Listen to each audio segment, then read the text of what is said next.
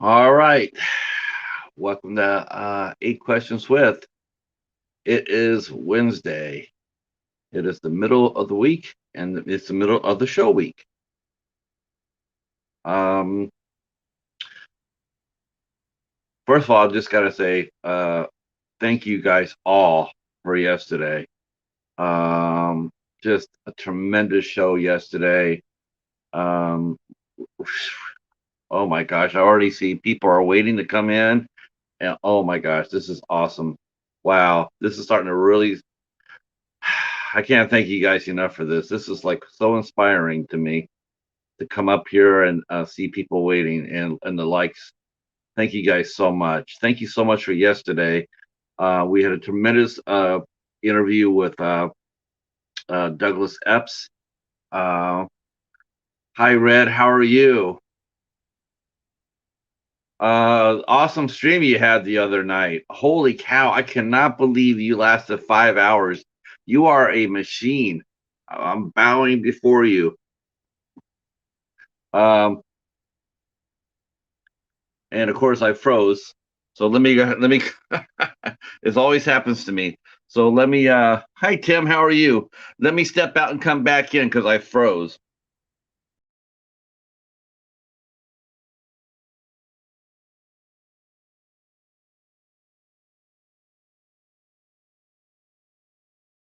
All right. I always seem to have that happen to me right when I come in. I always freeze right when I get in. Um yeah, but thank you for yesterday. Uh tremendous show yesterday. I don't know. You should edit it. You know what? Honestly, Red, I wouldn't edit anything. I would not edit. Maybe edit the interview he had with Angela. Maybe cut that out. But I would keep the whole thing intact. I thought it was amazing. I've kept all mine up. Um, the drives that I've done for people to get past their connection numbers, I've kept them up, and I think the longest I went was 4 hours, and I was dead ass tired. Let me tell you, I was talked out.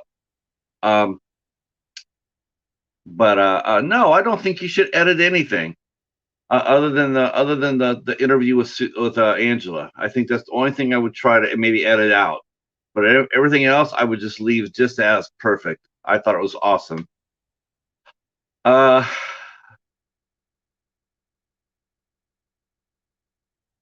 no, yeah, I don't know if I could last that long. I have done two. I have done two where I have done.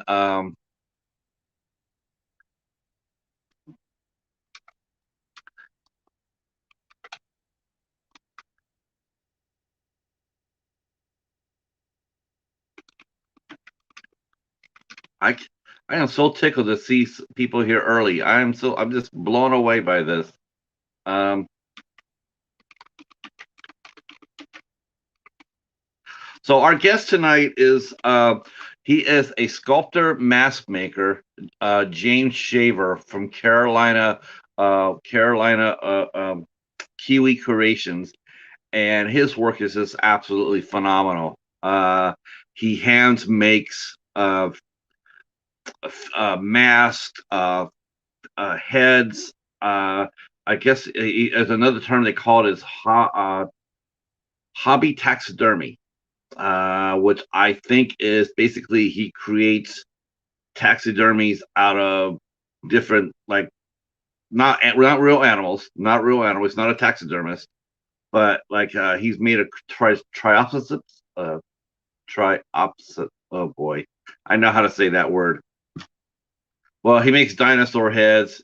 He's make alien heads. He's make all sorts of creature heads. Um, just tremendous talent.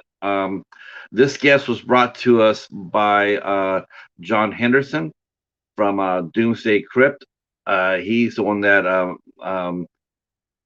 recommended that I talk to James, and I'm so glad I did. Um, it is absolutely phenomenal. Uh, Yeah, why not? Uh,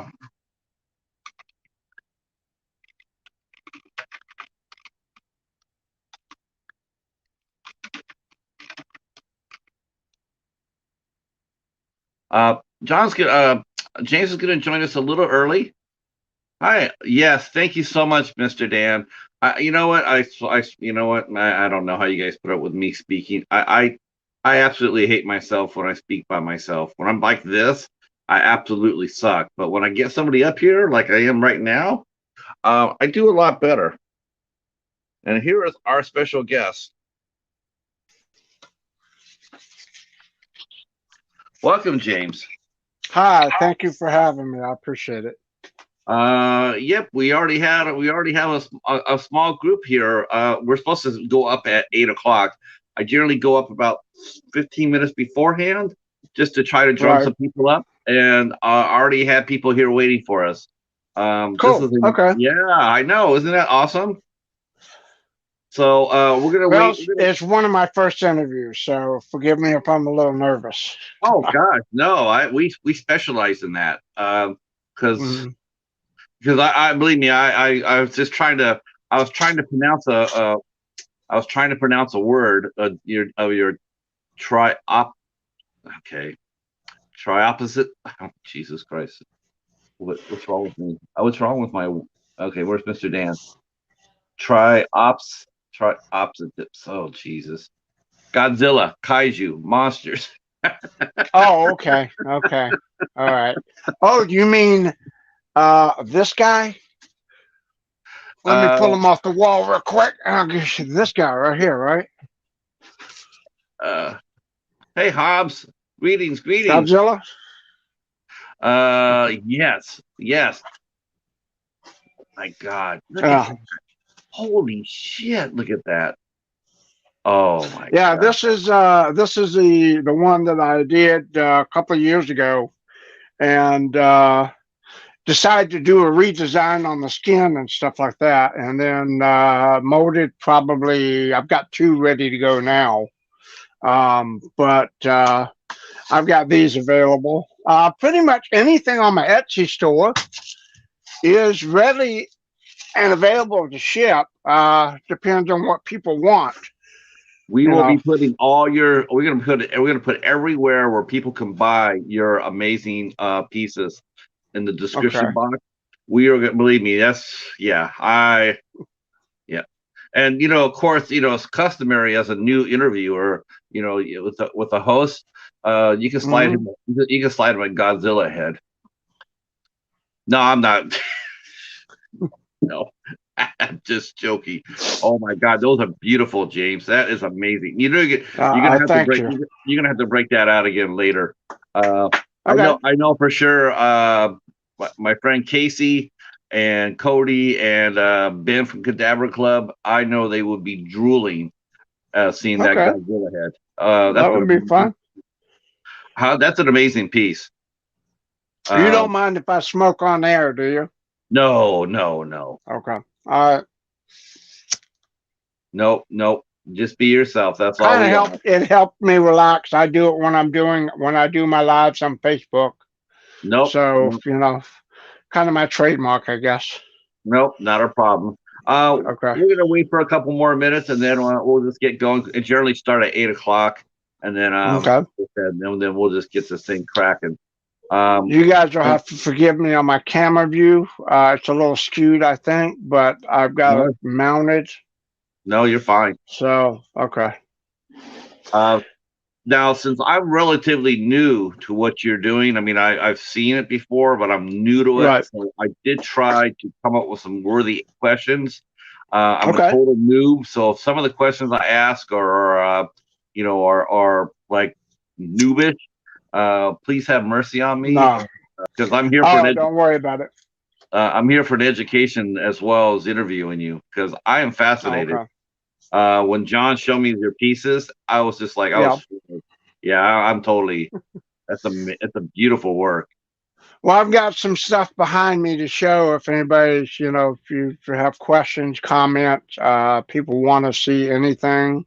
I'm I pretty much got everything ready to go, show and all that stuff. So, Yes, I There's am some sure stuff that on the other side of the shop too. I am. Is that a pinhead I'm seeing down there? Is that pinhead? Um, Actually, yes. There's two. That's one of the pieces I produce. This is the one that I'm currently working on. I've got two of them. These are latex masks. This is one that I produce. This is actually a wearable version or a bust. I generally sell it as a bust, but I've made it wearable and safety. This is just a cosplay. I've got a convention appearance to make next month in September. So I've got a cosplay outfit that I have to work on. So I've got it on my mannequin stand, and I have to do the exposed pieces here where he has, and I have to figure that out, and then I have to do that. Wow. Uh-oh. We may have a little problem. I just got a low battery notification on my earpiece here. Let me see if I can run in the house real quick, grab my headset, Sure. if Take that's your time. okay. All right. Yep. I'll I'm be gonna right let you back. keep talking with the chat. Hey, Okay, John, how are cool. you, sir? Oh my gosh. I mean, look, we're already 10 minutes into the show, and I'm already fanboying out. I am fanboying out. Do you guys see do you see that work? Do you guys see that work? That is just freaking amazing. Um, just let people know that it is my birthday this month, and I do like Godzilla. Um, wow.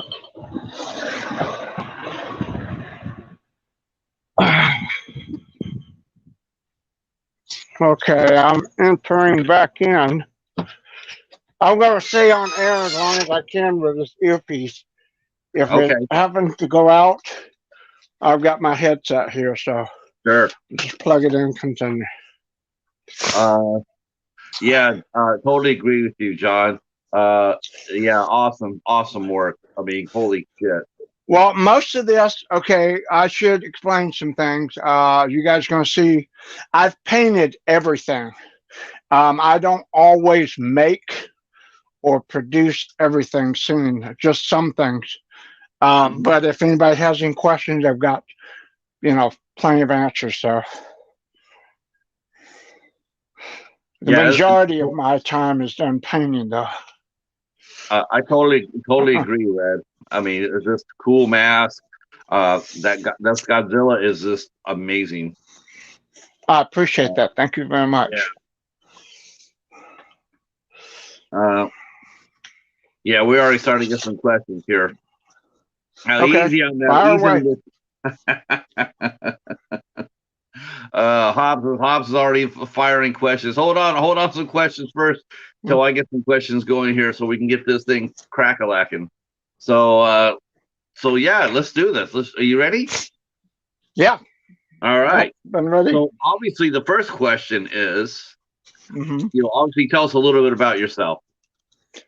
Well, I do this as kind of a hobby. What I do in real life is professional. Is I'm a mold maker at McKinsey Taxidermy Supply. That's where I earn my bread and butter money. So I've got a background in taxidermy, as you can see with these two pieces here. That I had years ago, and then just kind of fell into this by accident, really. I was on Facebook and just kind of got in some groups and stuff like that and saw people doing stuff and just kind of asked questions and wondering how they did it. And then somebody got me started by selling me the masters of the stuff that they were no longer doing so I could learn how to mold and cast latex and then paint it. And it just kind of took off from there. Now that must have been a lot of trial and error, right? Because you being new. Absolutely. Wow. I was used to a little bit of molding and taxidermy, but it wasn't to a big extent. More or less little tiny stuff, a little bit tiny sculpting, that type of thing. But then once I got more, it Just said low battery again. So let me know when you can't hear me anymore. Okay. Put up a finger or so or something, Okay. so I'll know that this thing's gone off. It'll Okay. probably beep in my ear. But it was just, I just kind of scratched the surface. My wife, I got into working with clay a little bit a few years back, just because I used to draw, and I came across, I think somebody was throwing it out.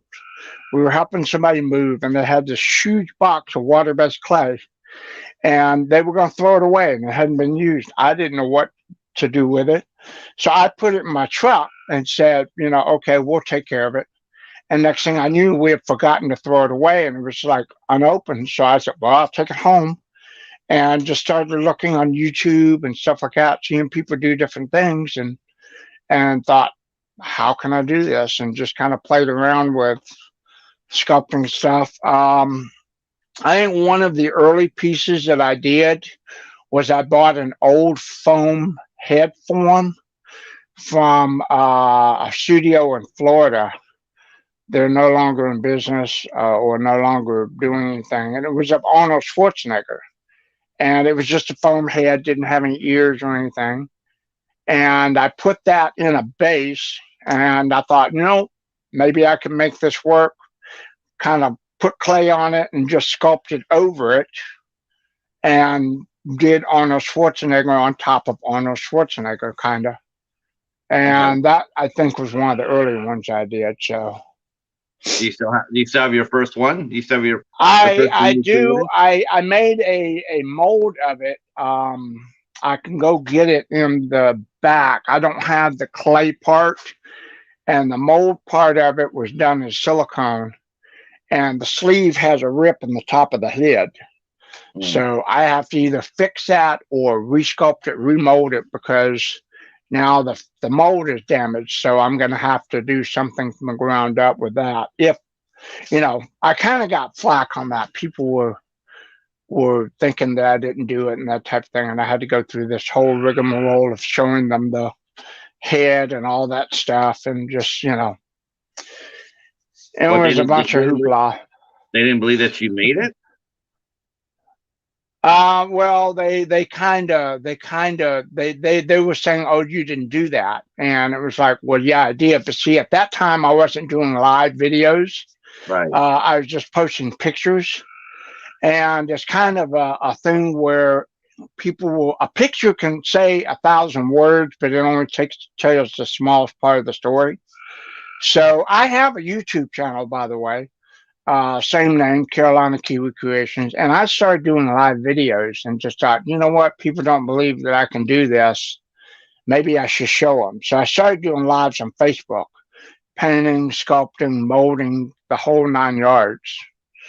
And that kind of how, and I just got into it to where, it got to be where customers would said, "Oh, I'd love to see you paint this up for me live on Facebook." So I'm like, okay, cool. Oh When I wow, do it, I'll make an announcement, get out here in the shop, put it up, boom, do it.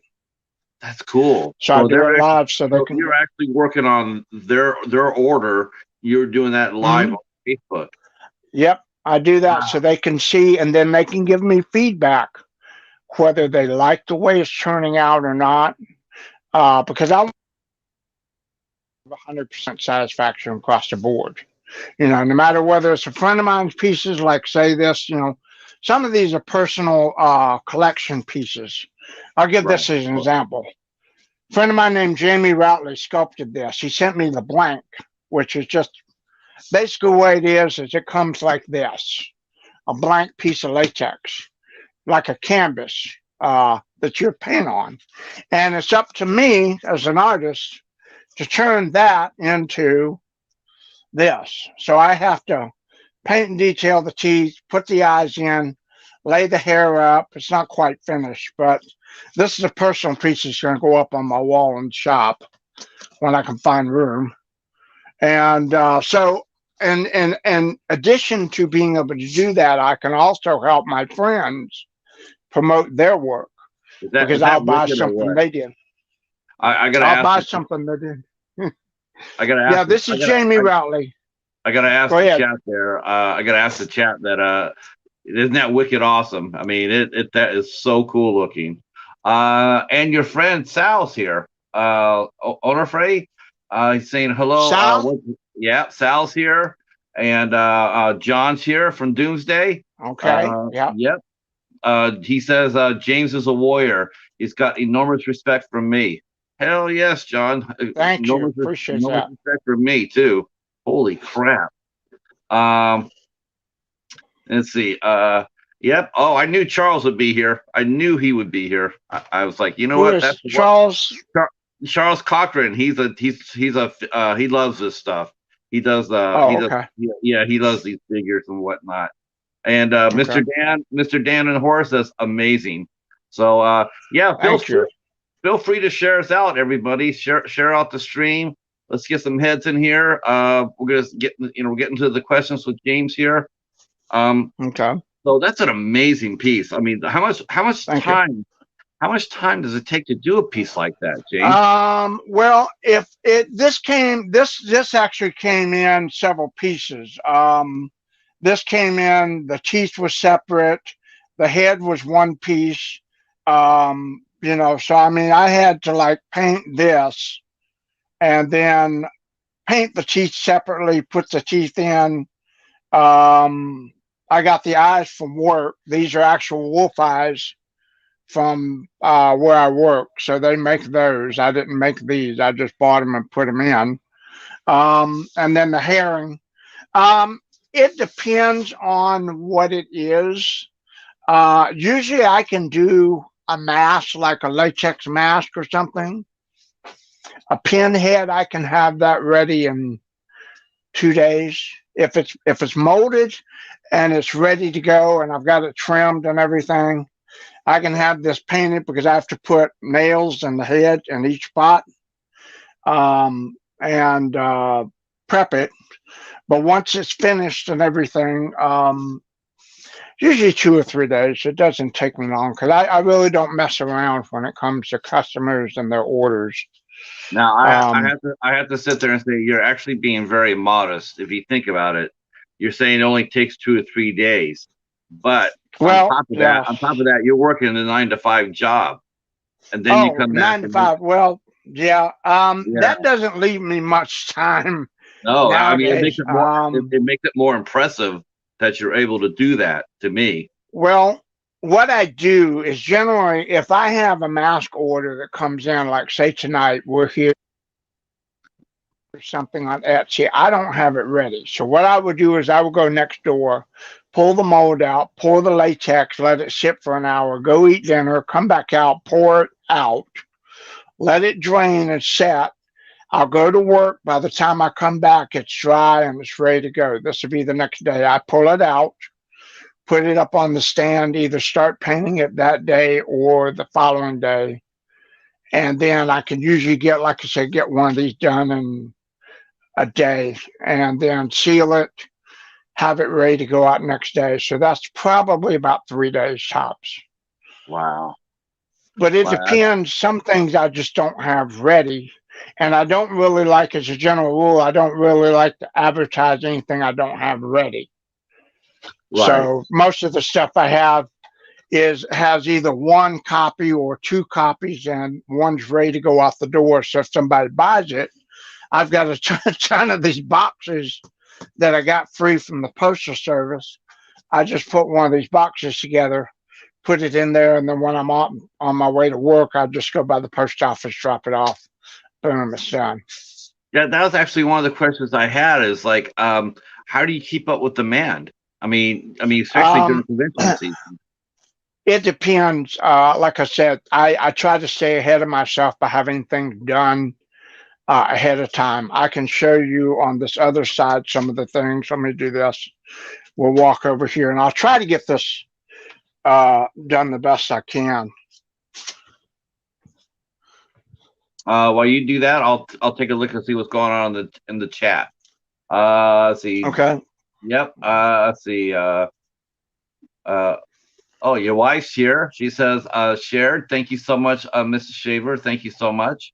Sal says, Okay. He says he stayed up late several times watching him paint the Keesler wolf. Yep. Let's see. Yep. Sal's mentioning, saying hi to Doomsday. They're representing. I love that. Thank you so much for showing up. Thank you for supporting James here in this interview. All right. So what do you got for us? Well, you'd still hear me, right? Pardon me? Oh, yeah. We still You hear you. still hear me? Okay, good. Okay. I was just wondering because the thing's beeping in my ear again. These are some of the things that are done. When I get done with something, I'll bring it back here, like, say, Freddie or something like that. Some of these are things that I get from, like, eBay or something like that as blanks. And, somebody says, oh, I wish you'd do a Freddie for me. So I haven't sculpted one. So I'll find somebody that's selling one, paint it up, get it ready to go, put it back here on a stand, and they just kind of sit back here a little bit waiting for people to make a purchase, but then just pull it off of the stand, put it in a box, ready to go. I've got a little bit of clutter in here with different things. I'll show you guys this. This is something a lot of people are aware of. This is one of the latest sculptings that I'm doing here. There's a Velociraptor. It won't stay up on the stand, so I've got it set down here. But this is going to be a wall hanger, very much like the dinosaur in the other room here, which we'll go back over to in a minute. I've got like a variety of projects that I've got to finish. Another T-Rex. This is a 3D sculpt I designed a few years ago, printed out, never got around to molding. I've got some Predator stuff. But that Velociraptor that I'm working on will end up being a piece very similar to this one, which is a T-Rex. This is a foam form I got from work. There was a blank, and I painted it up and just hung it up on the shop. Damn, look at that. So, Look how freaking cool that is. And I see Bruce is there too. Oh yeah, this is mine only in possession. I didn't make this. I didn't paint this. A friend of mine, not too far from where I live, makes these, and they're quite expensive. I'm a very big Jaws fanatic. As a matter of fact, another friend made this, Richard Hammer. He made that. My friend Mike V. Schultz of Shark City Ozarks makes these. I've got this. I've got this from another friend of mine, Corey Kaufman. He had one of these, his original Quint knife from the movie. It's a replica. Well, it's actually an actual real one, not a replica. But this is a French machete. Then I bought one of the Quint hats from the company that makes them. And I had that. That's also going to be my fishing hat. But I've got this, and then I've got this guy that I bought from somebody on eBay, and was doing to go over there with that. Now this is a Ben Gardner bust that I bought as a blank, and I painted this and put the eye in. Oh, I've wow. got those are live on my backup account. I've got 2 accounts on Facebook. One is a backup because I tend to get in trouble and get banned or put in Facebook jail. So you must be what gets you in trouble? Politics? A little bit, not so much anymore, but somebody will say something or they'll show something, and I'll make a blunt comment, not cussing or anything, but I like one of the things I did was I quoted a line from Jaws. They had a situation with a carjacking, and I just commented, I'd love to see those carjacking bastards hang up by their Buster Browns. Right. That was all I said. Boom, Facebook. Oh, that's bullying. That's derogatory. We have to put you in Facebook jail for 30 days. And I'm like, It's a quote from a movie. Yeah, well, you Come know on, what? Facebook's run by fascists, James. So what do you expect, right? Yeah. If it wasn't for the fact that I used it to show my work and promote it live and all that, I probably wouldn't be on there. Yeah, I get it. So let's go. Now, when you do your creations, like when you actually, I mean, like you mentioned that some molds you make from Right. the ground. What compounds do you use to make the mold itself? I mean, It depends. Here's a piece that I just did this past week, and this is a mold that a friend of mine at Pacific Mold Company made for me. I designed, and he sent it to me, and I did a test, just a test piece. It didn't come out quite well, but I use a mix of materials. This one being urethane rubber. You can see this face is not rigid. It's urethane rubber, and this back piece is resin. So it's basically a rubber face coming out of a wall. okay. And so that's just, I thought, this is interesting. I thought maybe I would mold up, you know, some of these and see if anybody liked it and just. Where's that Um, picture come from? where's this come from? It's a company called Pacific Mold Company. No, Um, I'm talking about the face oh, coming it's out. Is that it's from? just it's out of the imagination. And what I Oh, what that's I the was original thinking piece. is something like if you can imagine like you're in Star Trek and you're being beamed up Right. somewhere and the beaming mechanism goes out or Scotty messes up and you materialize but you haven't materialized fully. It's like somebody materialized into a wall and this is as Right. far as it got. So Right. they can't see but they can scream and they're stuck. So it's like I Wow. call this piece entrapment. That's And it's not, it's just I just thought, it might be something interesting, kind of like an abstract art piece. so. Um, So is that your first? Is that like that? Is that the first piece you're gonna that's a test piece. That's a test piece that I did by putting together the urethane rubber and the resin. With the Velociraptor, she's going to be foamed just like this dinosaur, but she's going to have a urethane rubber skin. So it'll be like a real skin texture feel on a wall hanger. So I kind of do that with different materials. I'll experiment and see what works, and then get ideas from that on. Oh, okay, I can make a Godzilla, and let's put real skin on him. So I might in the future uh, do a urethane rubber skinned Godzilla. You know, no, you say if that like works. real skin from like Well, from no, this is a rubber. This is like silicone rubber. okay. So this is just as flexible and it feels like skin. It's Oh you can my see I'm god. squeezing it. See, Yeah. You and know what that's what that I'm gives it. saying. This Ooh, one, is that creepy and though? I think mean, about it. Think about it. You squeeze it and touch it, and it's like somebody's really living inside the wall. oh my god, that That's is that was the idea. That's why I thought, this would be cool just to make something with like a skin texture, just urethane rubber and paint it. And of course, I didn't seal this; it's not even fully painted, but just kind of get an idea. And I then I think thought, well, maybe somebody would like something weird and creepy like that. So, I think there's plenty of people that would love a piece like that. That is a very cool original piece. thank you. Original. This what Alex has come inside the chat. Welcome, Alex. We're talking to mask maker sculptor James Shaver. So you're just in time. He is showing us some of his work. As you can see, it is absolutely beautiful and amazing. Um,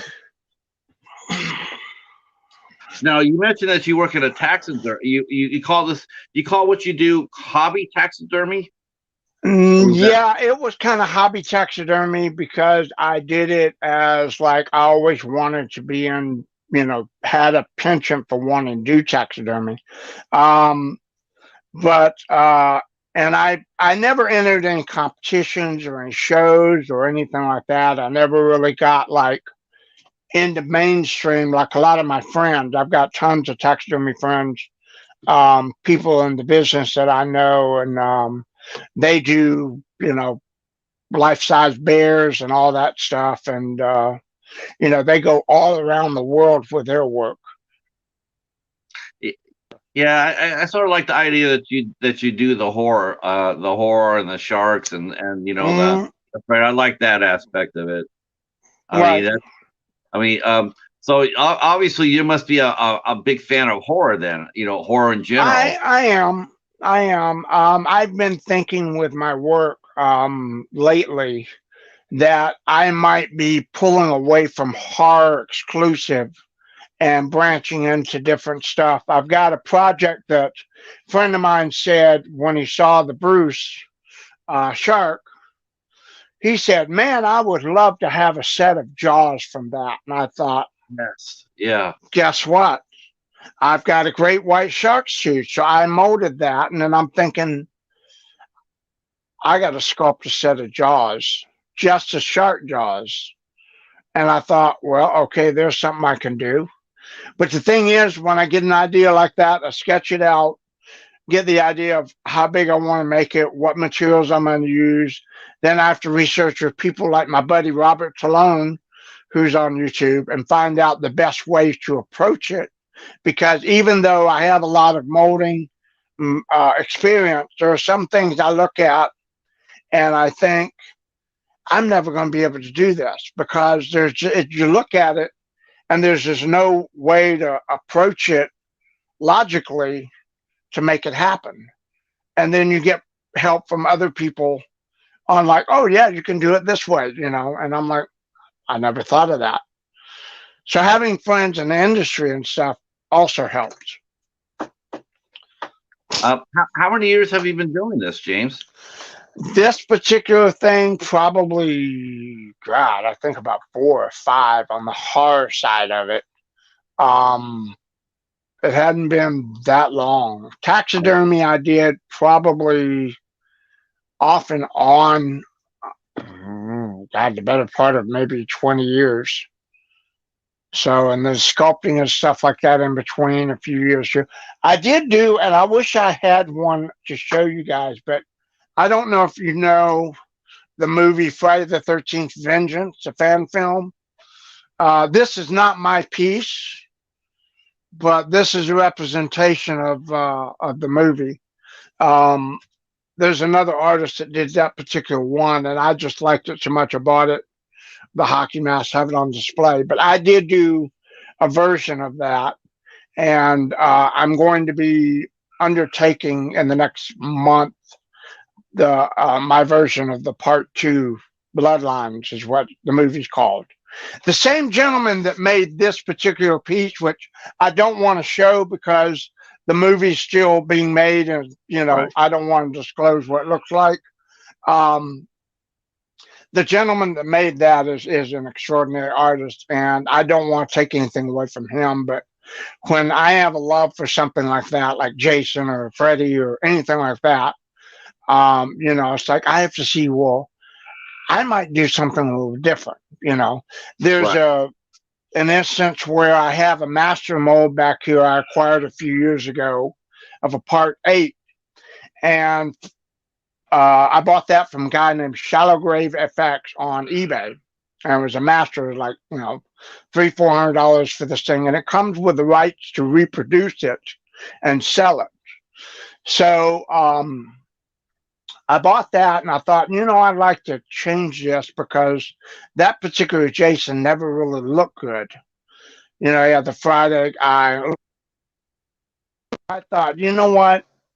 Why don't I just remold this thing, sculpt in some new details on the existing piece, and make it something new? Right. And so I've started undertaking that and thought, this might be something that would be interesting, not to take away from the original or anybody that's done one, but I've always thought myself, how can you take something that's been done in the movies and make it look different and possibly better?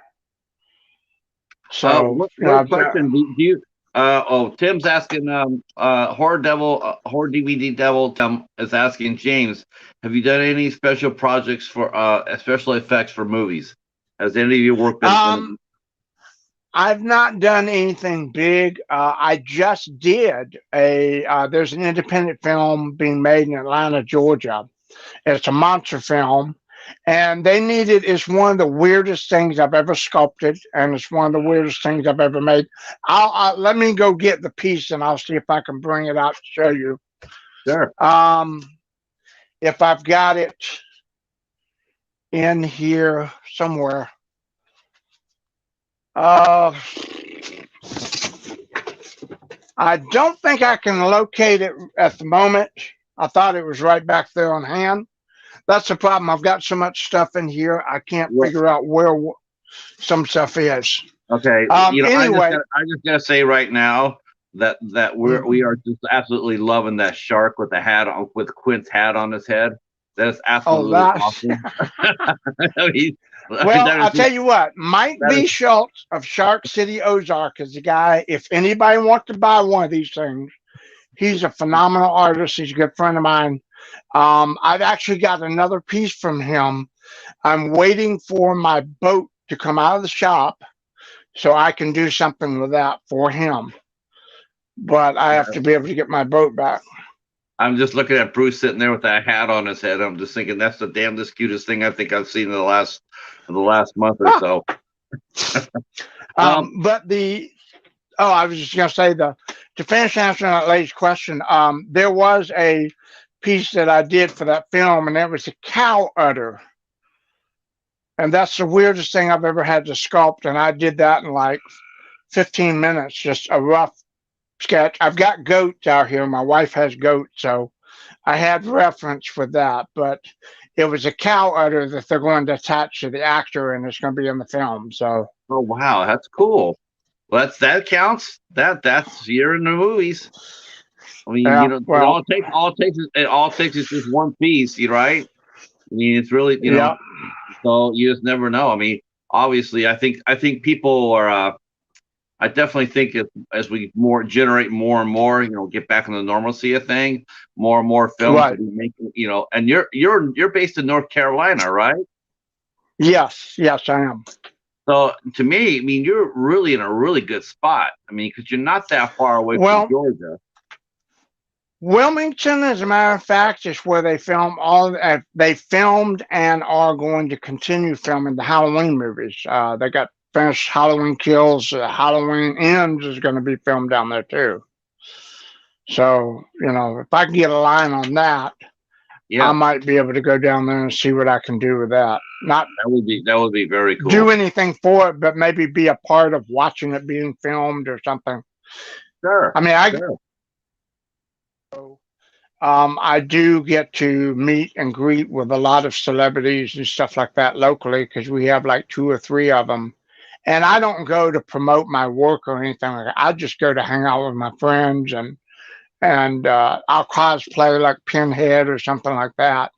And they keep asking me to bring some of my stuff in, set up a booth and show it off, but that costs money, and I'm like, I'm not sure if it's worth it because I only go for like one day.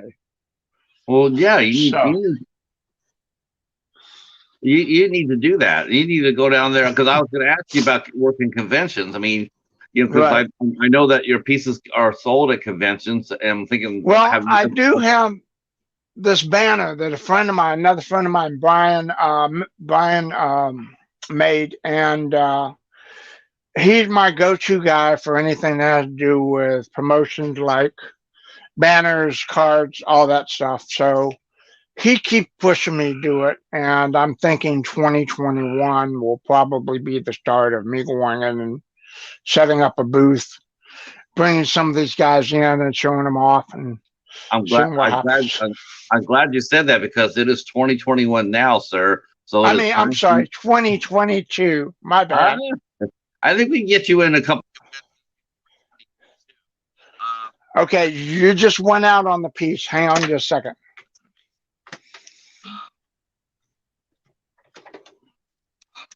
Just a second.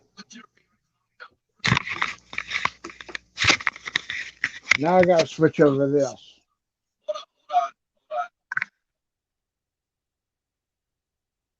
Let's see if I can.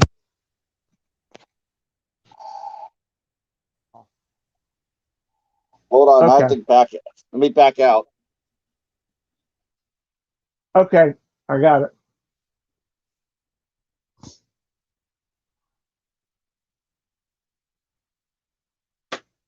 Now it's just me. Sorry about that. I got a spam call. That's all right. I got. Sorry about that. I got a spam call. So whenever a phone call comes in, it knocks my sound down. Um, Yeah, so that's a good question. I mean, is it depending on the size or the originality of the piece? But I mean, does every piece take? It must have a various time factor, right? Like some pieces are quicker to make than others. It I mean, does. It right. does.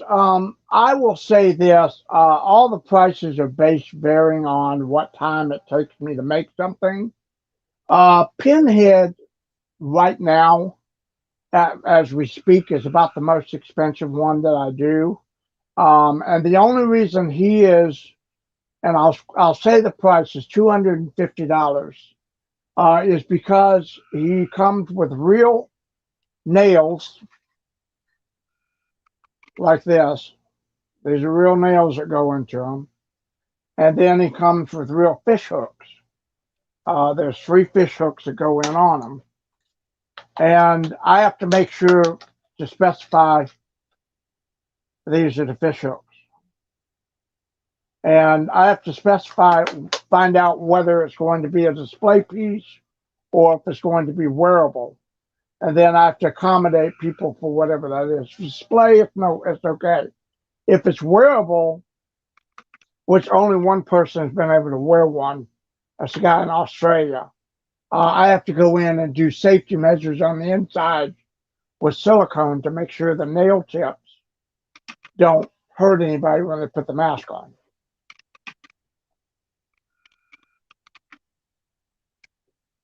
So, you know, Uh, I mean, okay. I'm going to ask another good. Hopefully I'm asking decent questions here. okay.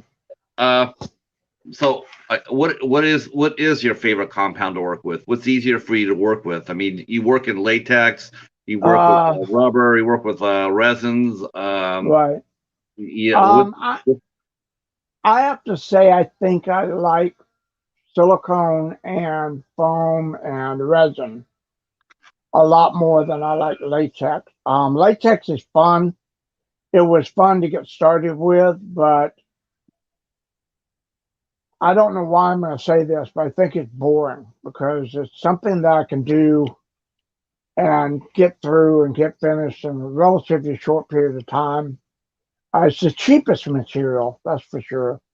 Um, what my goal is moving forward is to eventually maybe get into making silicone masks. Like I is, might convert this pinhead to a silicone piece. is silicone a better? Is that better than latex? I mean, is it? It's a more comfortable material. It's easier to be stretched on. It's easier to be worn. Um, Now, but it's a lot more expensive. which one actually lasts longer? I mean, which one would get damaged the least?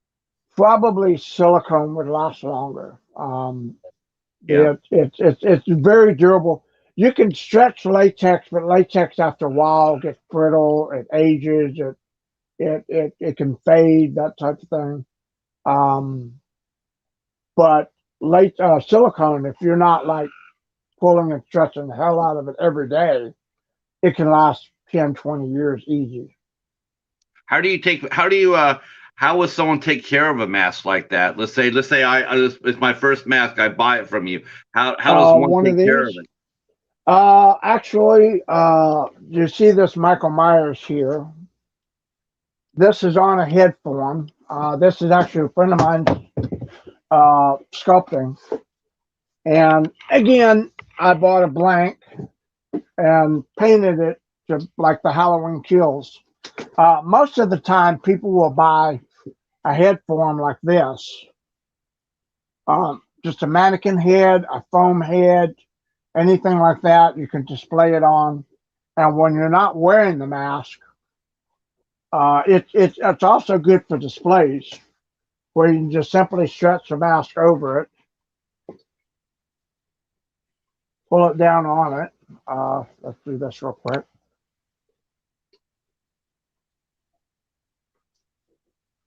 This is amazing stuff, isn't it, people? And That's amazing. I'm just totally. This is so captivating. that just sits on your shelf or table or whatever, you Wow. know.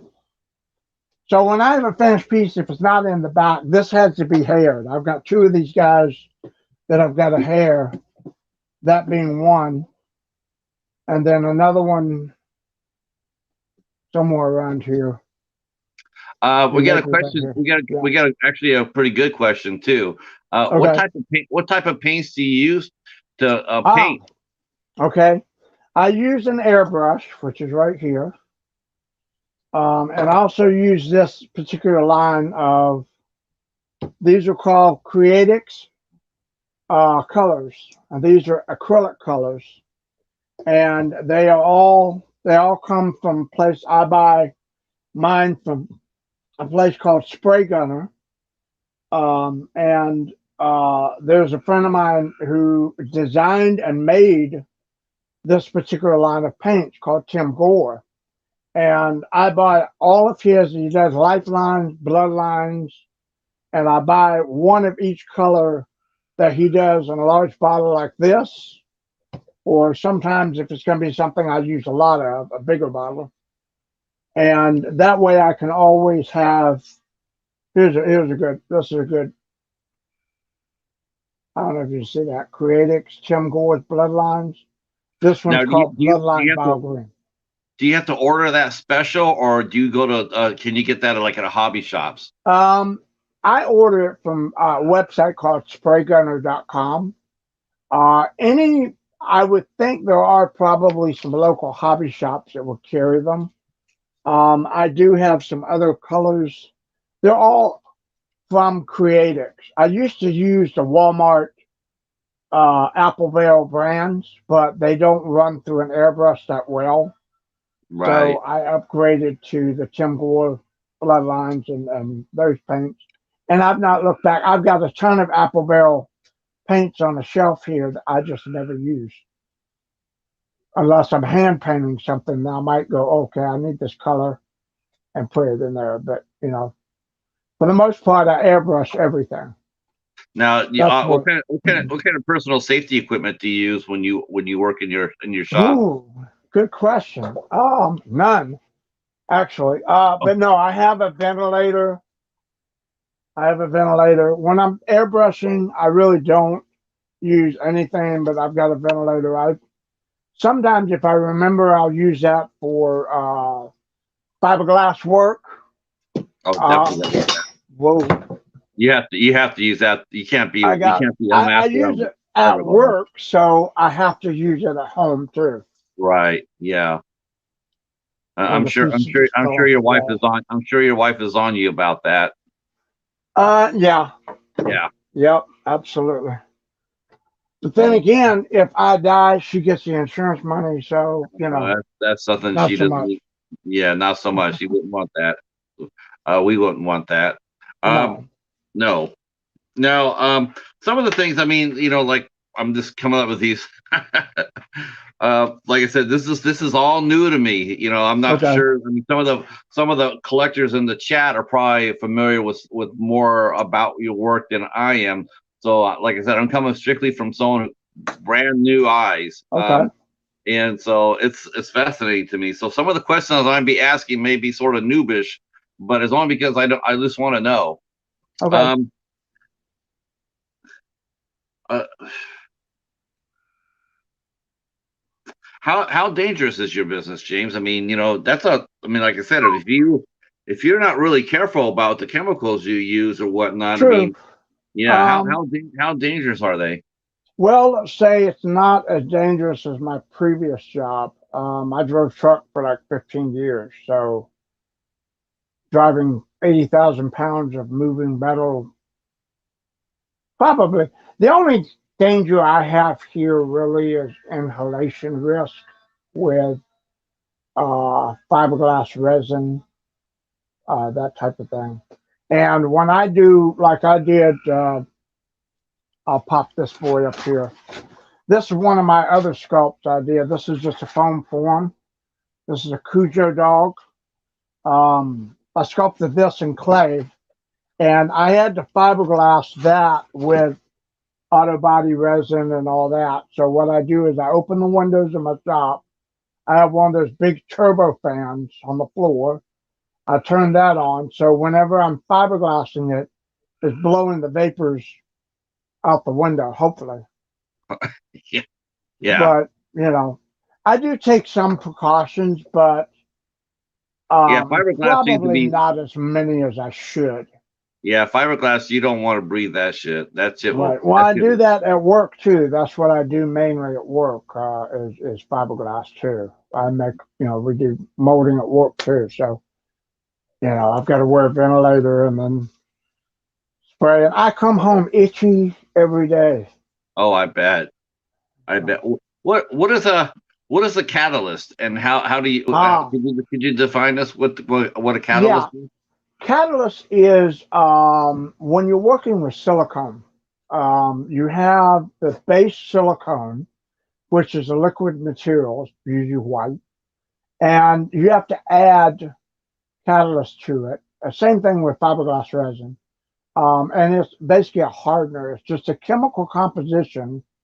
It's exothermic heat reaction, where when you stir this compound into the silicone or the resin and you brush it on, it causes it to heat up in the case of resin. In silicone, it just causes it to become hard and solidify. It turns a liquid into a solid. So So it makes it easier to work with. it does. It does. Depending on what you're doing. If you're molding, like you're making a box mold, which is basically you make a box and you have your objects in there and you pour the silicone in there, it'll solidify into a square around whatever it is you're molding. That's a box mold. Then you have your brush on molds, which I do 99% of the time. Everything I do is a brush up. So basically, I mix the silicone thick enough to where when I put it, like say I'm painting this, I put it on the surface and it stays there. It doesn't run, drip, or anything like that. Is it So, is it is it I mean, because obviously you can't. I mean, how do you, like, do you have you have extra pieces that you work on just to to test run to make sure that your mixture is fine, yeah, obviously you can't do it. that's exactly what that little piece was that I showed you. This one. This was a test piece. I will run test piece on anything I do. That was actually the first one that I did combining a urethane rubber and urethane resin. General rule is if it's from the same school of chemical composition like urethane, it'll bond together. Um, but if you have things like silicone will not stick to latex. I do know a way around that, but as a general rule, silicone doesn't stick to anything but silicone or porous material. Like if you put it on your clothes, it'll get stuck to your clothes. You try to take it off, it'll rip holes and that type of thing. But um, generally the chemical basis of what you're working with has a reaction to different things. So it's safe So to you have to say. learn. You have to learn.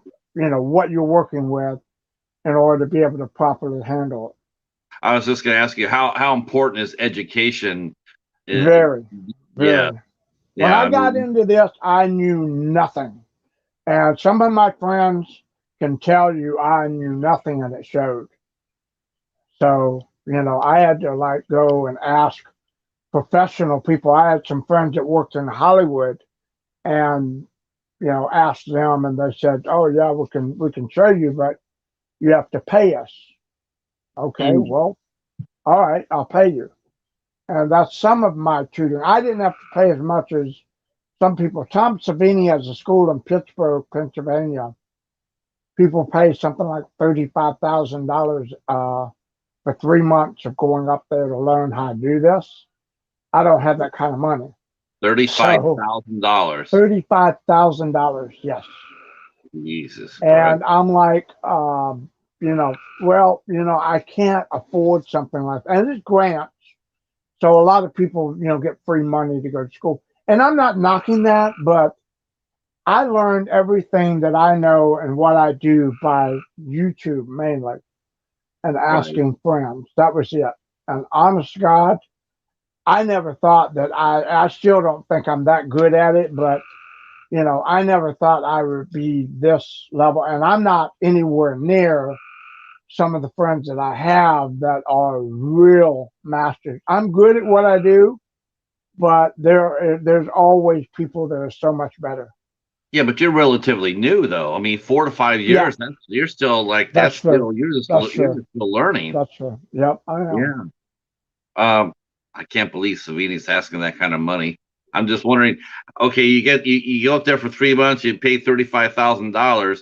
I'm going like, well, how long would it take to recoup that money? I mean, you gotta Well, and the thing is it's not that it's not a good school, but it's like so many people will go there. I have friends that went there, and they think that okay, we get out of school like that, and you're going like college. You go to college, you spend hundreds of thousands of dollars to learn how to do something. You get out, and there's no job guarantee for you. right. So you have. I went to college to learn how to be a veterinary technician. I got out of school, graduated with all the knowledge, couldn't find a job. Wow. And so, it's like I know how to fix animals. I have, I work on my own, but, I can't get paid to do it professionally. So at least I can get paid to do this professionally, Sure. where I work. So Um, what's the difference between latex and resin? latex is a soft, pliable material. This is latex. This is a rubber. Okay. So you can manipulate it, you can squeeze it, you can stretch it, you can do all kinds of things with it like that. With resin, resin is a hard, durable. This is resin. There's another piece by my friend Jame that I'm doing painting up. That's hard. This is hollow, but it's solid. It's just like uh, I don't know. It's like kind of like saying a cake in a pan. The cake part is soft and durable. Is You that a can is do. that is the resin heavy? I mean, is that like a heavy piece or No, it depends. It depends. This is not a heavy piece. This is a lightweight piece. I can throw this around. How do you do the resin? This is hollow too. Got a oh hole wow. in its butt. There's hollow. There's hollow inside. That was weird. Me Wow. sticking my finger up a baby bear's butt on live on YouTube. That's weird. That is weird. Okay. There was no enjoyment in my behalf on doing that. I promise you. Yogi, yikes. Yeah. Uh, so late. I mean, so but overall, your favorite, your favorite is definitely silicon, though. I mean, among that, I mean, I do. My general goal is that's the only field that I've not become comfortable in, and as far as making. Let me show you this. A friend of mine, Tony Campanetta, does these. This is a little baby's head, and you see, this is all silicone. oh wow, look at that. Okay, it's a Yeah, decapitated baby's head. He sent me this as a gift. I know the guy's got a 6 inch humor. I've got another piece up here he did, but I'm not going to put it live on air because it's a little graphic. sure. And the fact is, different body part that most people would not appreciate me fondling. Um, but this is just like show you the in depth. This is silicone, and this is what a lot of people make professional parts with. Um, Here's another one. This is a friend of mine, Corey Kaufman, made this, and this is silicone too. This is the decapitated arm from Friday the 13th Part 6, Jason Lives. And he made this in silicone and painted it and did all that. And this is what the material that people make in the movie industry. They do that with these, with silicone. Latex is very rarely used in much other than like maybe mask or something like that. And then on the professional side of it, not very much other than, Halloween or something like that. Most of it's silicone. Some of the older pieces from the 80s, like the Friday the 13th movie, Freddy Krueger, all of that was latex rubber. But Now, now I think, yeah, what I hear, we got a question in the chat, which is actually another great one. Thanks, okay, Michelle. Um, how often do you have to replace your molds? it depends. With the latex ones, I have some molds that I am still using. I've got a piece here that one of the first pieces I started out with. And a friend of mine that got me started in this gave me his Jason Goes to Hell sculpting. And I'm still producing these masks out of that mold. And I'm at a point now where I'm going to have to replace it. But Okay. for the past 4 or 5 years, I learned how to also take care of molds to keep them durable. And it involves how you make the latex. So you buy the latex, you put it in the mold. You can brush it in, you can pour it in. How long you let it sit and set? Because in UltraCal, which is the material that we use to make latex molds with, the stone part of that, it's like concrete, absorbs all the ammonia and liquid in the latex and makes it solid. So that ammonia and stuff gets absorbed in the stone. It causes it to break down sometimes. So you'll lose details and stuff like that. But if you treat your molds after you make a pull, you can treat them. And I do that. And it helps it last longer. Okay. Um, you With also other work with molds, like, oh, go ahead. you also work with clay. Yeah. So what are the pros and cons of working with clay? I mean, Oh, that's a what do good you, one. You have two basic forms of clay. You have a water-based clay, which is the standard sculpting clay that a lot of people use. I have made, like Cujo was done in water-based clay. The Velociraptor back there is oil-based, and oil-based is the other clay. With water-based clay, it's what generally people use to sculpt stuff, but the bad part of that is it will dry out and it can crack. So if I'm working on a big piece and I know I'm not going to be able to get it done in a relatively short period of time, I'll have to put bags on it like a garbage bag, tie it off on the back so all the moisture will stay in the clay and it won't crack or dry out. Oil based, I can leave that Velociraptor back there untouched for years and it won't change. It'll stay the same because oil clay doesn't change unless you apply heat to it directly and it will melt. So oh, I tend to work more now in oil based clay because if I get interrupted, distracted, or just fed up or frustrated, I can leave my work, walk away from it, and come back and not worry about it not being, destroyed or bad or whatever, when I get back.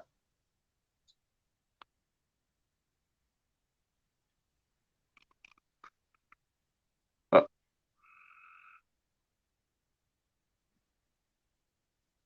You still there? yeah, there you go. Yeah, you were cutting Okay. out there for a second. Okay. I just What yeah. did they miss? Uh no, no, no. Go ahead if you could but the oil base, it cracks down. Right. Oil-based clay does not break down unless you apply heat to it, and it will melt.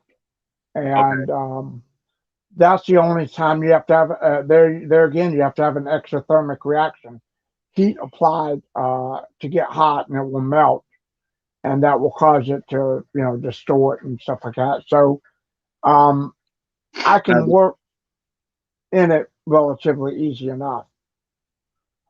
your pieces that you create. I mean, when you send them off, I mean, do you? I mean, do people have to? They should have them as a climate control, right? I mean, they shouldn't just have them just laying around their house. Um, They should it, have it them stored or displayed in climate controlled cases. Yeah, most of the pieces I do are display pieces. So a lot of people will like. Well, I do the Friday the 13th body part. Let me see if I can show you guys over here. I'm gonna turn this real quick. Grab one of these. This is a costume that I was working on for myself. Basically, it's part Friday the 13th, part 7. This is the knees. Now, this piece has been done and sitting around for the better part of 2, 3 years. When I seal them and treat them, you can store them if it's been out in the open. The paint's not cracking, it's not faded. You can pull, it won't crack. It's stretchable. It depends really on the person making whatever it is they're making, and they will. Here's another one. This is the two-part front and back. The back of it, the front of it. It's all the same as when I painted it a couple of years ago, and it's not changed because I treat it and seal it with a substance, and it keeps it good to lay around if that's what they want to do. But not every artist who does things like this will treat their pieces the same way. And I try to keep that in mind with whoever's ordering whatever they're ordering. Is it going to be display or is it going to be wearable? And for whichever way that goes, I have to treat it accordingly. So if they're going to wear it, it's got to be stretchable without ripping, tearing, the paint cracking, that type of thing. So, but generally as a display, it depends on the person. Some people like to have them in little cases and stuff like that. But what I make, you can have in the house on the wall. If it gathers dust, just brush it off. That's it. That's not Um, that bad. I got a question for you from Sal. Okay. He wanted me to ask you how old were you or how young you were when you got into his craft. I mean, might as well go back to the taxidermy. Oh, wow. How young were Okay. you when you got into taxidermy, and then when did Oh, you realize that you had a talent and knack for creating these pieces? When did you know well, that you wanted to do this? when did I know when I wanted to do what I'm doing now?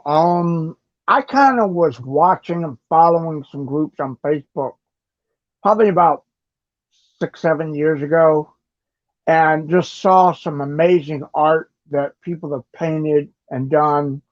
And they were just like, it just amazed me. I thought, I was just so enamored by how well they did it. And I thought, I would like to try that.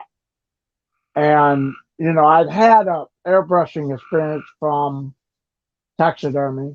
The taxidermy part, before I get off on a tangent on that, I think at a young age when I was hunting with my granddad, probably about 11, 12 years old, he actually, I shot a squirrel. He had me skin it and prep it, the skin, and showed me how to do that. And then wanted me to teach me how to mount it. And he taught me how to mount it. And it was a very shitty squirrel, I can assure you. Terrible. But that kind of got me into thinking, ooh, this is fun. I didn't think I'm playing with a dead animal, that type of thing. But you kind of think, okay, I went to school to learn how to save animals, and now I, play with dead bodies and stuff like that. So it's kind of a weird thing, but Yeah, it is a little you bit of an know, oxymoron, right? yeah, exactly. My professor in college actually told me I must have a Frankenstein complex because here I was, a taxidermist that wanted to learn how to save animals. So was I going to shoot them and mount them, or was I going to try to bring them out to life?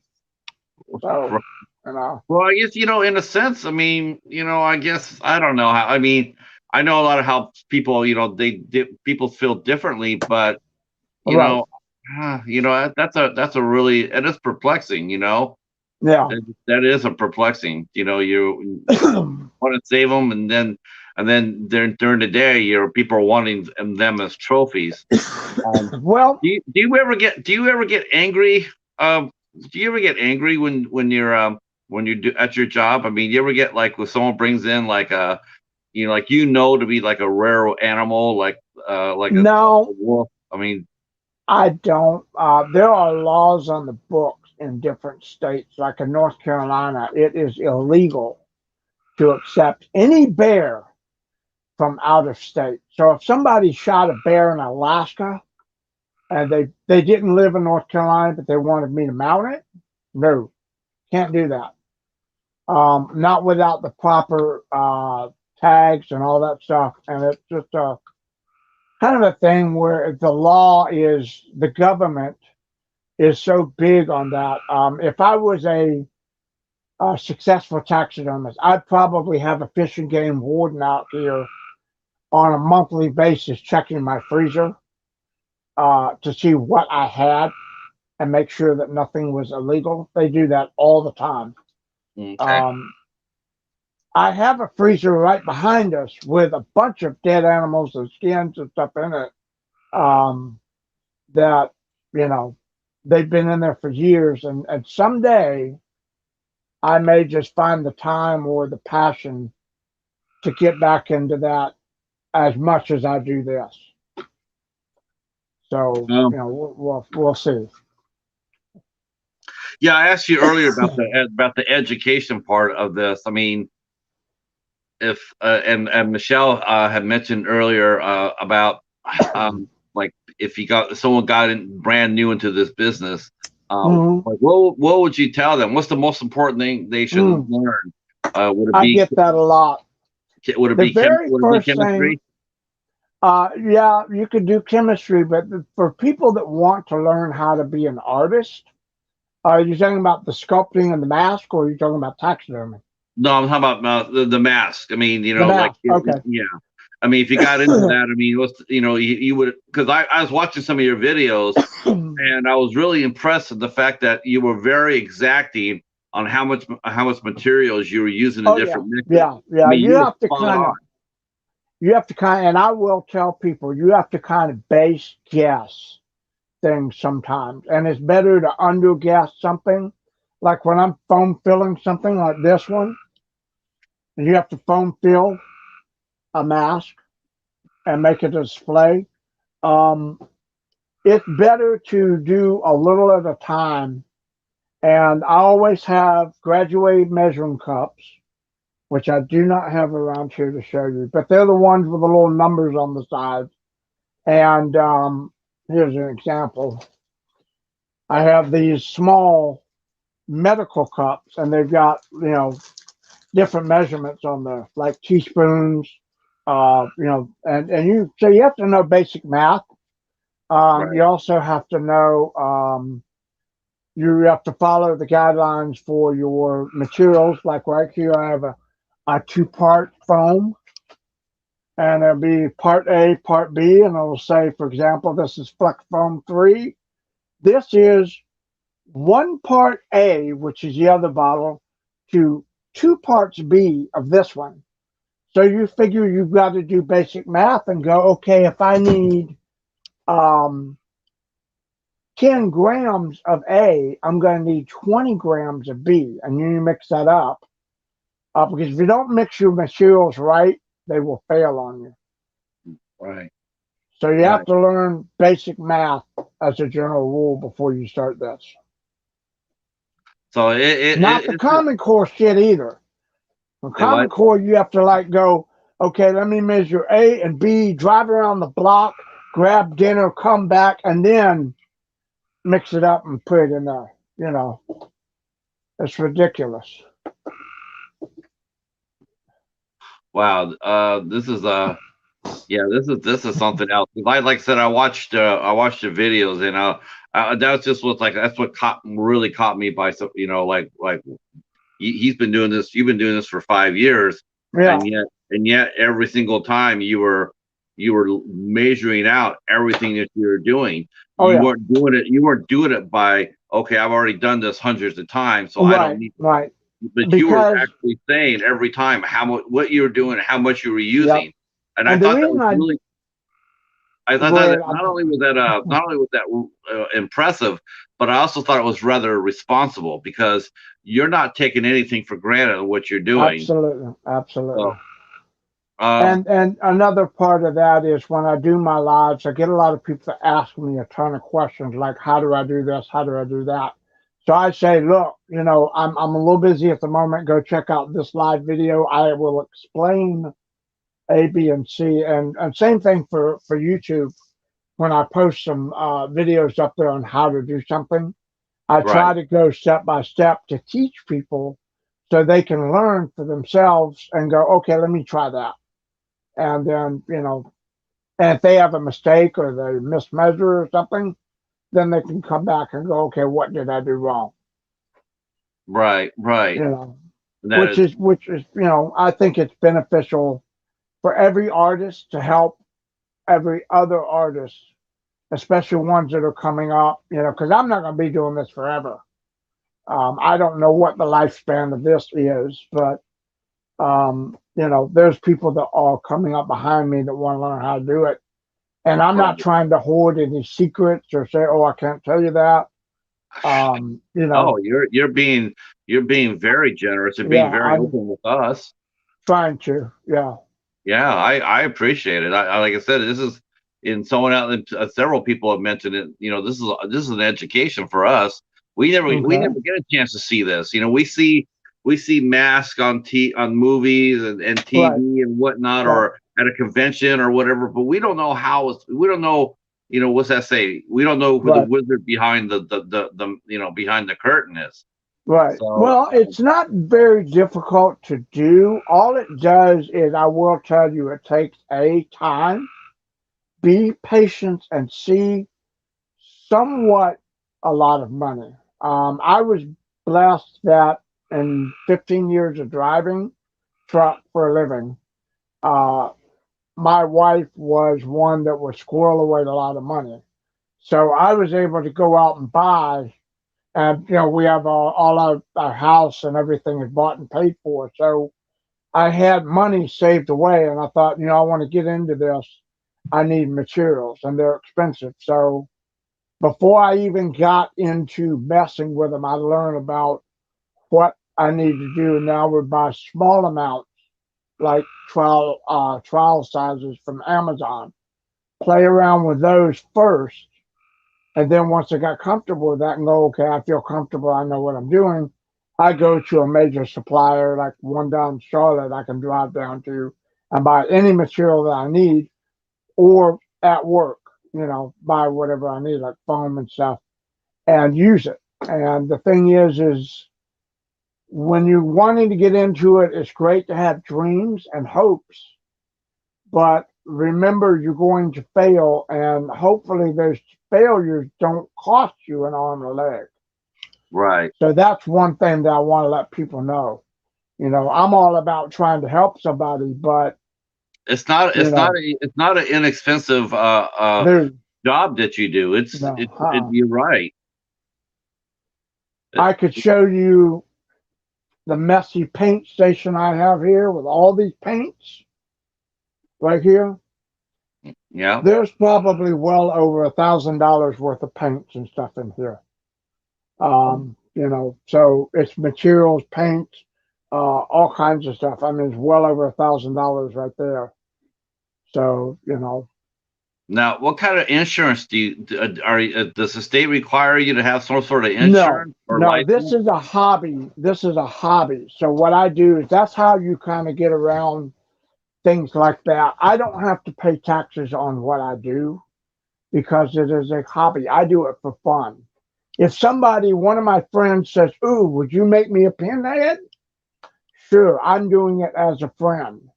What Okay. I do is I charge them what it will cost me for time and materials, and that's just the base rate. And it's very inexpensive because you can only charge so much before you have to say, okay, now I'm getting into where I have to start paying taxes. So that's another reason that a lot of the stuff I do is inexpensive Uh, because I find the ways around to the government too. okay. So now you got me curious though, but because I'm going to ask this, even though I probably shouldn't, but I am. But Mhm. how much do you charge for that Godzilla head? The Godzilla head.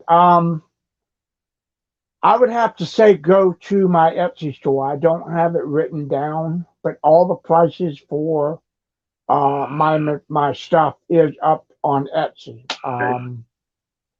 And I have two of those ready to go. I have one right here, and then the other one is I'm sure once over we there. show I'm sure once we Right. show this the Cadaver Club, you'll only have one left. He'll probably want Well, one. yeah, one or none. Yeah. Ben, see, I was like, oh, and you do custom work, right? I mean, someone asks you to do I a custom job. Would you Yeah. do If it? somebody says, "Would you do me a Freddy?" or "Would you do me this, I that, get and the other?" I will probably. What I will probably do first is I would reach out to one of my friends and say, "Hey, what have you got in line of this, that, and the other?" And they say, "Oh, I've got this, that, and the other, blank or something like that." Okay, yeah. And then I'll reach back to the customer and say, "I know so and so who has one. Would you like for me to buy one of theirs and paint it for you?" And then they'll say yes or no. Or if they want me to sculpt it, it really depends on the time that I have. Like I said, I don't really do commission work on a regular basis like a lot of other artist friends do, because I just don't have the time to do special requests. But I will take into consideration things like I'll pay attention when somebody's watching a fan film like Vengeance or something. Like, oh, I can't wait for the second one to come out. And I go, I've got to get on that. I've got to sculpt one of those. Just because if they don't, perchance, like the version that this gentleman's made and they want something different, then they have an option. So it's not to take away from the gentleman that did it. It's just to say, if you don't like that, there's another version. They may not like mine. As a matter of fact, in the first one, we were in competition with each other indirectly. I did not know he was doing one. He did not know I was doing one, and we were doing it at the same time. And people would like his and not like mine, and people like mine and not like his. Um, it would go either way. So, there's competition could be a healthy thing, but it's always indirect with me. I don't make it a point to try to direct it. Just like the Myers. I'm not in the habit of making these. I don't produce them. I just paint them, hair them, and it's just kind of something that I'll do to see if I can do it. Right. And if somebody likes it and they want me to do it, I'll reach out to my friends, say, hey, give me another one. Boom, I'll do it. Um, Go ahead and ask, Hobbs. This Yeah, is guys, pro- go ahead. If you guys have some questions, start tossing your questions into the chat. Um, this is probably the only custom piece that I've done lately. This is a Kong. This is a wall hanger. A friend of mine said, "Oh, I'd love to have one of those." So I made one with the intention of making one. He's got it up on his wall. He bought one of my Godzillas, and he needed a Kong to go with it. So I sculpted right. this and made it, and it's basically a urethane rubber wall hanger. I've got two available, but I wanted to put hair on them to cover up these cracks and stuff in there. But that's about the only thing I've done, like custom semi-commission uh, for somebody else that I still can make for everybody. I won't do one thing for somebody and not make it available to everybody. Okay. Uh, let's see. Okay. So Hobbs is asking you a question here. He Okay. says he has a friend who is obsessed with Fraggle Rock, and she loves the Doozlers. Are you able to make the Doozlers or a small mold of them? They were puppets. The I Fraggle think. Rocks. I know those are the ones with little spiky hair.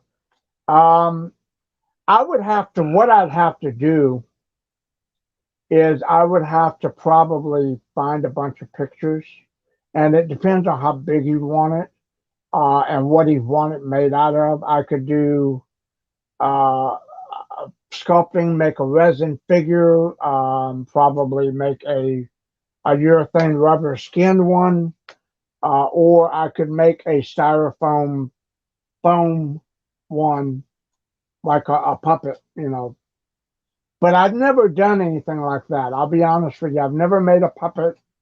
I'd have to study up on the practicalities of how to do that. But, you know, it wouldn't be impossible.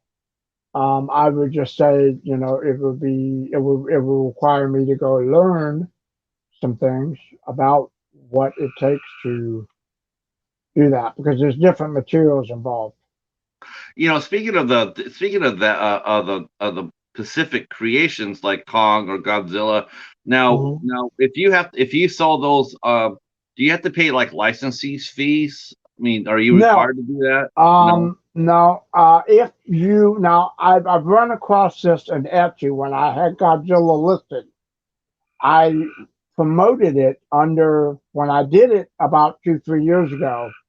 I just promoted it as Godzilla King of the Monsters. And then when Godzilla versus Kong came out, I brought it back out, redesigned it, and made it, and then said the king has returned, or what is a god versus a king, and said Godzilla versus Kong. I got a notice from the studio that said that I was not allowed to use the movie title. So, for instance, the T Rex that I've got in front there that I did that is a Jurassic Park design. Um, I did that digitally with a little help from photos and then 3D printed it, and I've got to mold it.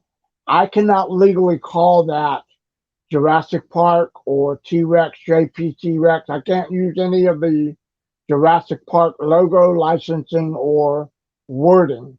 Right. So I have to create a name like the Velociraptor. It's going to be called Clever Girl. You know, Yeah, it's a but phrase from the movie, but a Velociraptor. That's actual name of Velociraptor. an animal. Yes, yes. So, So I so mean, is the they don't. Tyrannosaurus Rex, but I would Right. call the T Rex. I call her Big Girl. Wow. Um, you know, and I wanted to make it about as big as the one up here on the wall, but that's already been done. And not everybody has a wall space that big for something like that. So I thought scale it down to about the size of the Godzilla. You know, it'll be something somebody can hang on the wall in a corner if they have small space, and it looks good. You know, so you know that I did 3D printing about 3 or 4 years ago for a small amount of time. I just wasn't very good at it. I mean, I did some designs. I printed a few things, and then it was like you get these bird nests of filaments and all kinds of mistakes, and you know you're sitting there with a print running for like 70 hours, and then you get a third of the way through it, and it just messes up, and you got to start all over again. I had to do that more often than not, so I just got out of it and just sold my printers and said, "The hell with it, I'm done. I'm not doing this." You just going old school. Yeah, I'd rather do it old school. That T Rex in there is one of the three, I think. 3 successful prints. I did make a Judge Dredd helmet, which I have over here that I wanted to mold and make in fiberglass because I have a sculpture that I did. Ah, here's something I did a few years ago, which I'm going to revisit. Let me bring him up. This one I did on the 4th of July, probably a few years ago. So Sylvester Stallone head. I cast this in Ultracal to save it. And this is just a head. And what I thought to do at some point was try to do it in clay and do different designs with it for different characters in movies, Rambo, that type of thing, and make bust sculptures. So, that's where I kind of wanted to move in from out of horror into some other stuff. And Um, that helmet will go with one of those. I have a couple more questions for you, sir. Mm-hmm.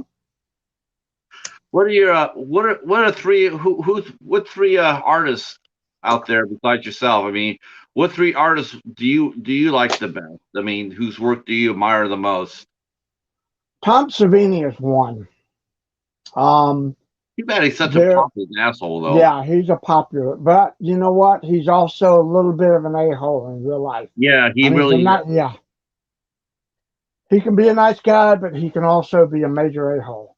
Yeah. Um, I've run into him every year, probably twice a year at the convention, and I've outside of presenting the Jason Goes to Hell to Kane a couple of years ago. I don't think he ever said nice words to me about anything, but he looked at that and thought that was pretty cool. The other artists, I've got friends that I admire. My friend Topher Westcott. We butt heads every once in a while. He can be found on YouTube, not YouTube, Facebook. He does a lot of Jason stuff. He sculpted, as a matter of fact, he's the one that did this, the pinhead, and I got that from him. But he is one that is a good artist that does stuff. I don't know how well recognized he is. There's a ton of people out there. The Shiflet brothers, I don't know if anybody knows who they are. There's a group on Facebook called Shiflet Sculpting Forum, and it's where a lot of artists go to learn and watch and see people sculpt. Those are two brothers that do really amazing work. One of the other artists, Jordy Shell, is another one. He does a lot of Ed Edmonds is another one. He does. They both work for a company called Distortions Unlimited in Colorado. They do a lot of horror stuff. I can't really name like specific ones that I like because there's so many out there. Yeah. I pretty much can admire anything anybody's done, especially if it's like, wow. It depends. I won't even say it depends on their level of expertise either. Because I have friends that have been doing it for a couple of years and they knock out some really amazing stuff. Um, Your but friend Frankie. Your friend Frankie is here. Frankie yeah, Clayton. He says yeah. hello. Hi, Frankie. Yeah. So it sounds like is it a competitive field? Because you mentioned that you bumped heads with your friend. Is it a competitive field? What you guys Yes, do? Oh, yeah. yes. Okay. It is. It is. It's a competitive field where if let me just say this, I had a situation where I bought, I was in the process of buying masters from people because I was learning how to do stuff and I wasn't sculpting my own at the time. And I thought, oh, okay, I could go and buy this and that and the other from eBay. Somebody sold me one that said it was a master and came with rights to produce and all that. And I took them at the word and I paid the money for it and everything. And then I thought, I'd like to try to do this in resin. So I did. I turned around, I did that piece in resin. I did a complete tutorial on it. Come to find out that somebody else owned the rights to it. And they reached out to me and said, that's not yours to do. Even though it was a personal piece, I felt bad because I didn't mean to intentionally deceive or step on anybody's toes about anything. And I ended up destroying everything. The mold that I Oh, made, the piece I made, and the mask that I bought, I shredded and live on video. And what people will say is, oh, that's recasting. Basically, when you take something that you don't legally own the rights to produce and you make a copy of it and sell it. And there are people, uh, I will say, in the United Kingdom, that is very prominent. And it's a big no no in the hobby, the industry, the whole kit and caboodle.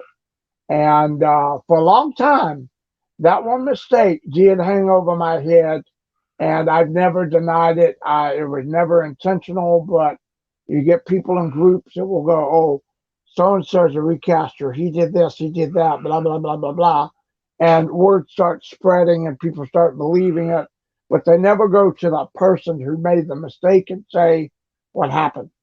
yeah. You know. And So it's out to me. It's an honest mistake. I mean, I'm yeah, surprised it doesn't happen and more often. I always and I reach back. Believe it or not, when I got that piece, I was so intent because the person couldn't tell me A, who made it, B, where he got it from. Same thing with this. Now, even though I'm not producing Ben Gardner here, when I got that from eBay, I bought it. I reached back to Greg Nicotero, who, by the way, owns the number one, the shark. He owns number one. I have number two. That is the number two of those made. He has the first one. So I have a common tie with him. But anyway, getting back to this, he was the only one allowed to make that, reproduce it, sell it, whatever. He made 3 copies, I think, for museum display purposes. So when that came available and I bought it, I thought I better check with him to make sure it's okay for me to have. And I don't know why I didn't do that before I bought it because I thought, ooh, that's cool. And he never got back to me on what it was, where it came from, or anything. So I don't have intent of molding or reproducing that. That's a personal piece for me. Sure. I've actually had someone who does have the original mold, besides Greg, that's 30 years old, reached out to me and said, where'd you get it? And I told him, and we talked at length about everything. And he was cool with it. I said, it's just a personal piece. I'm not going to do anything beyond painting it and putting it up on the wall beside Bruce. That's it. Yeah, So, you have to be careful with some of these things. yeah, I would think so. Because I Yeah, mean, yeah, I mean, short of do people like get molds and then they make it's like a college textbook. Every yeah, year it comes out as the same damn textbook, but they put a new opening or change a paragraph and they come it out and they yeah. sell it as brand new. Yeah. Do that happen too, or someone will get, let's say they get a Um, yeah, but the thing is with that, with the thing about getting started, a lot of people go, "Oh, okay, I'll buy a master from so and so." and then Um, tweak it. yeah, if you legitimately buy one, now I see this in the Myers community, where everybody and the mother has the same Michael Myers mask, the same Michael Myers mold, and they're producing the same mask 365 different ways. But nobody can tell you where that mask came from, who made it, who designed it, and all that. With all my masters, I can tell you who I bought them from, who the original artist was, and have you contact that original artist and find out that if yes, it is okay for me to have that. how Um, how how important is that for a collector? Let's say I'm a collector, right? I want to get, I want to buy that Ben Gardner. How important is it okay. to a collector to check on that? Like that way they don't get Um, taken. it would depend because if you have a piece that it would be more on the artist who sold it to you than it would be the collector. Right. Nobody can take a piece that you bought legally from somebody else and take it away from you, unless it's stolen. If say Greg Nicotero made that and I bought that third hand from somebody who stole the mold from Greg, and then I got it, and the guy goes, "Yeah, you can make copies," and I was selling, Greg could come after me and sue me for doing that. Not only that, but the movie studio could do that as well if the mold itself was under licensing strictly from the studio. For example, Trick or Treat Studios. Everybody pretty much knows who they are. They make almost all the Myers masks. Outside, these are independent artist masks, by the way. These are not Trick or Treat Studios. Trick or Treat Studios holds the studio licensing from Hollywood to reproduce Myers masks from the original movie molds. Anybody else doing that can be sued by them and the studio. Mhm. Yeah. So it's Uh, tricky. we got another. Some of the folks are just coming in, so they might ask the Mhm. same. They might ask some Okay. of the same questions. But All right. which mask is easily? I mean, which mask is the most comfortable as far as wearability goes? The silicone one. Um, it depends. You probably have to look on my website on the Etsy store and find out because a lot of them are wearable, but I do a lot of them for display because there's collectors just like to have them in their house just sitting on a shelf. Pretty much any of them. Um, There are some. It depends on basically how I mold them. Like the Chatterer is a companion piece to the Pinhead that I make. It's small, so if somebody wants one that's wearable, I can do a thinner latex version to try to get it to accommodate going over their head. But as a general rule, the Chatterer is a display piece. okay. But it really depends on how thick or thin the latex is cast. It also depends on the head size of the mask. I No. think 26 inches is the general rule for head size.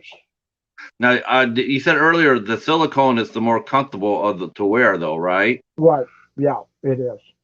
I don't currently have anything in silicone though. How did you? I only got a couple more questions. I know Okay. we.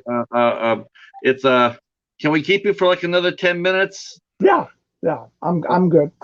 okay. Um, Thank you so much for your time, James. I really Oh, no appreciate it. problem. Love the chat. Feel free to I'm ask not some doing questions. anything else but sleeping and getting up and going to work in the morning. Yeah, we really appreciate this. This has been a great interview. I totally I appreciate appreciate it. it. I'm more than happy to be here and talk. I do this all night. Uh, so where did you get your name for your company? Uh, That's I thought interesting. that was really cool. I thought that was really cool. My wife. A lot of people have said, "Boy, that's the gayest name in the world." Um, that's a joke. My Oh, wife is from New Zealand, oh, and really? the bird of New Zealand is called a kiwi. It's also the Right. logo for the country. And me being from North Carolina, I'm Carolina born and bred, that type of thing. And so we got married, and we were actually starting a hobby farm when I was in Nebraska.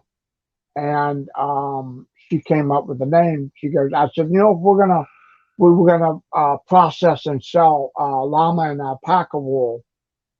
And she said, why don't we come up with a unique name to stand out? And she thought about it, and she said, well, let's take the Carolina from you, from where you're from, and the Kiwi where I'm from, put it together as Carolina Kiwi. So it started out as Carolina Kiwi Farms, which we brought over to North Carolina when we moved back here. And we're selling hogs and goats and all kinds of things under that. And then she said, when I got into this, she said, well, why don't you just do Carolina Kiwi Creation for whatever you do and make? So I'm like, okay. So That's just kind of cool. stuff. Yeah. I actually have a friend of mine who lives in New Zealand too. She runs a horse farm down there. She owns it. She owns and runs it. That's cool as hell. Yeah, it Um, is. It's a big country for being such a small Australia. It's actually under Australia. When we go out, people often think my wife is from Australia, as she has well, to no, say no, Melbourne. yeah, that's one thing. That's one thing we found that out. Yeah. Do not confuse. Do not Do mix the not two. call a Kiwi an Aussie. That's right. I get Yeah, mad. they do get mad. Um, what are your my last question for you? My Okay. personally my last question for you. Um, what are your three favorite pieces that you have that you made? That I make. Godzilla has to be one. Cujo, if I could ever get him finished, would be probably one that I'd be really proud of. Cujo. Um, Yeah, Cujo would be a good Cujo, one. yeah, that's a foam piece. The thing is with that is it's not an animal skin like taxidermy. I have to use fake fur for that. And the thing is the material comes with the holes in the back. So if I use the standard glue that we would use to put stuff on, it would seep through and get in the fur and make it all matted, gooey, and everything. So I haven't been really able to be comfortable enough to try to tackle that. Although my friends at work are saying you ought to try this hide paste so you can, buy some of that or we'll give you some and you can try it out. So I've yet to do that. The other one I would have to say, and it's not done yet, but the dinosaur, the T Rex in the front room, Yes. that one I've been sitting on for years and it's going to get done. And I think that's probably one of the pieces I'm really proud of because even though I had a little help digitally designing it, I did it all by myself. And making it, printing it, that type of thing. So, I think that would be probably one of my prouder pieces. We have another question from the chat. Okay. They want to know if you do articulated mask. Articulate mass, those are ones that would move.